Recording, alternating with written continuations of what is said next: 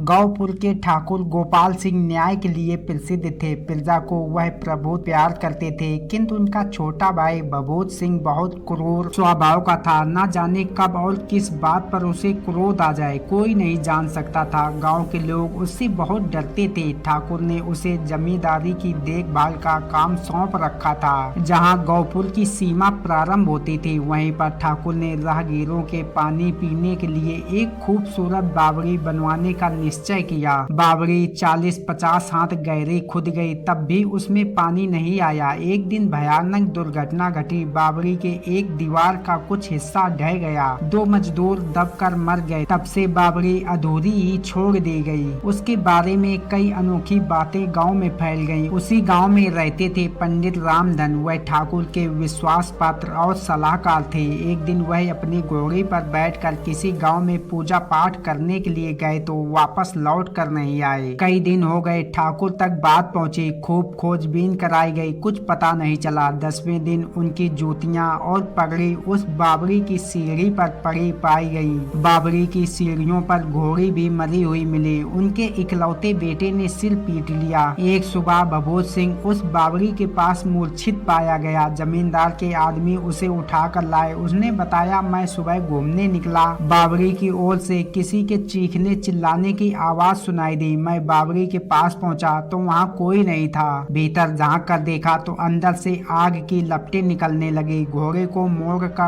को मोड़ा मगर वह अड़ गया। सामने आंख उठाई तो देखता क्या हूँ, 2 भूतों ने मेरा रास्ता रोक रखा है। उनके सिर पर बकरे की तरह सींग थे। पूरा शरीर रिछ की तरह बालों से ढका हुआ था। उन्होंने मुझे एक ही झटके में घोड़े से नीचे खींच लिया। फिर क्या हुआ मुझे मालूम नहीं। यह सुनकर गांवपुर ही क्या आसपास के गांवों में भी भूत बावड़ी का भय फैल गया। इस घटना को 10 दिन भी नहीं बीते, अचानक ठाकुर गोपाल सिंह भी लापता हो गए। तीसरे दिन उनका घोड़ा बावड़ी के पास मरा पाया गया। ठाकुर गोपाल सिंह के कोई संतान नहीं थी। अब वह भभूत सिंह को ही ठाकुर के पद पर सुशोभित कर दिया गया। उसके जमींदार बनते ही गांव पर जैसे मुसीबतों का पहाड़ ही टूट पड़ा। एक और भूत बावड़ी का आतंक उन्हें रात भर सोने नहीं देता, तो दूसरी ओर भभूत सिंह के आतंक से गांव वाले परेशान थे। मगर पंडित जी के बेटे सूरज को भूत प्रेत से विश्वास नहीं था। एक दिन सूरज मुंह अंधेरे बिना किसी को कुछ बताए भूत बावड़ी के पास पहुंचा। वह सीढ़ियां उतरने लगा। 1 सीढ़ी, 2 सीढ़ी, 3 सीढ़ी। वह सीढ़ियां उतरता ही चला गया, मगर भूत नहीं आया। आगे अंधेरा था, सीढ़ियां भी उसे साफ नहीं दिख रही थी। तभी उसे ठोकर लगी। वह लड़खड़ा कर दीवार से टकराया। दीवार पर लोहे के कड़े जैसे कोई चीज उसके हाथ में आ गई।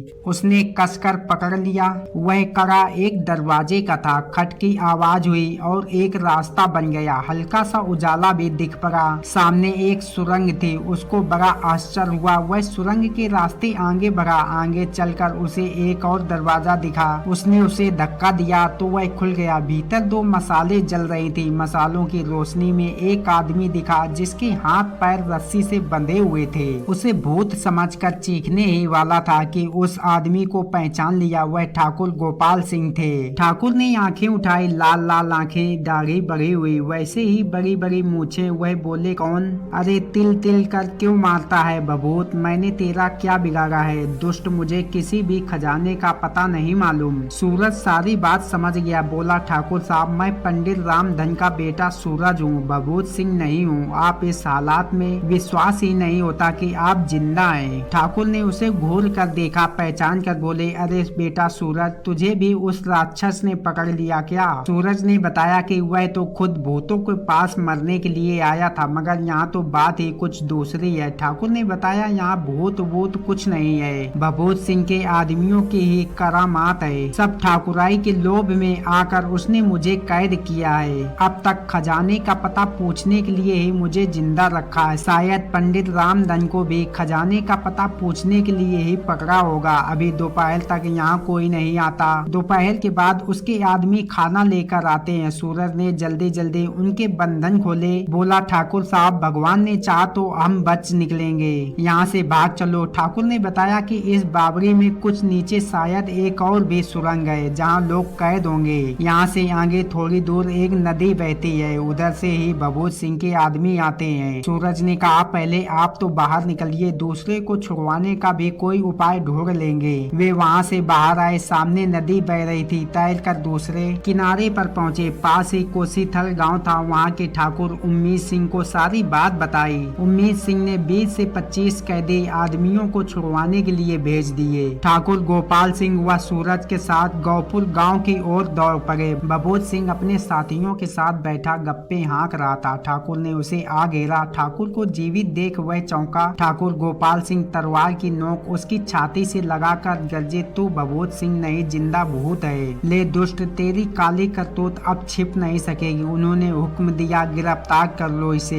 बाबरी से कई आदमियों को कैद से छुड़वाया गया। पंडित रामधन भी उनमें से थे। बबोध सिंह का मुंह काला करके सारे गांव में घुमाया गया। फिर जमींदार से बाहर निकाल दिया गया। वह जहां भी जाता लोग उसे धिक्कारते और भगा देते। वह भटकता भटकता कहाँ गया कुछ पता नहीं चला। धन्यवाद दोस्तों, फिर मिलते हैं एक और कहानी के साथ। तब तक आप सभी लोग अपना ख्याल रखें।